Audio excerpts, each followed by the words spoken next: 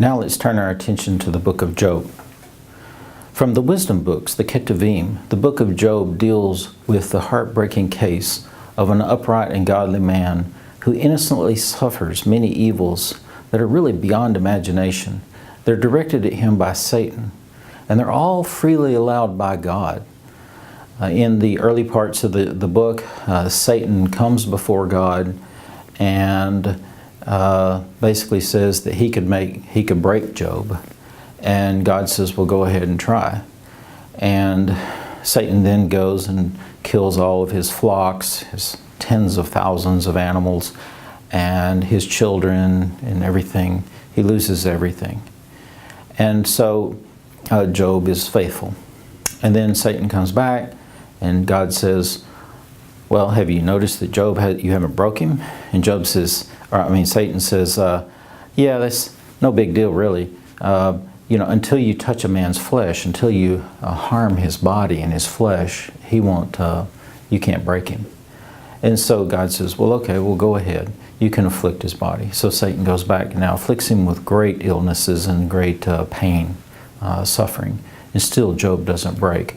And so Job is now, of course, in a great state of crisis. He's lost everything, even his own health. So he loses stupendous wealth. He loses his social status as well. He loses his children, his health and everything. His wife tells him, you should just curse God and die.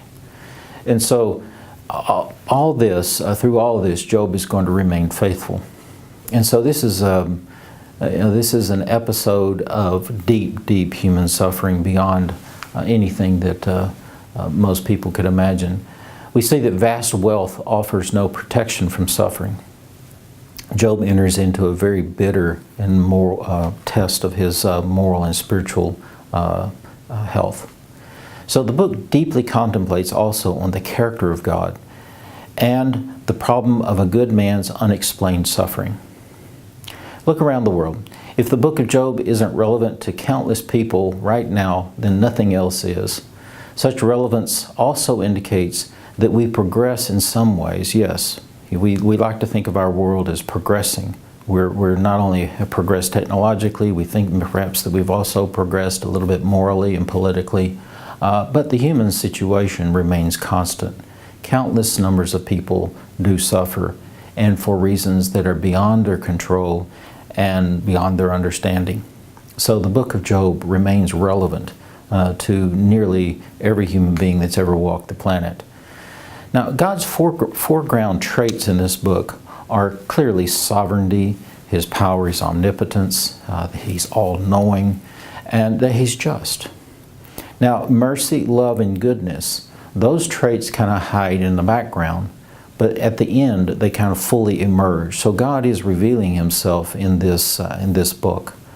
And it's widely read in the Jewish world and respected, even though Job himself probably was not a Jewish man. And so the background culture and the theology of the book of the Job come from the patriarchal period, probably around the time of Abraham, somewhere between Noah and Moses.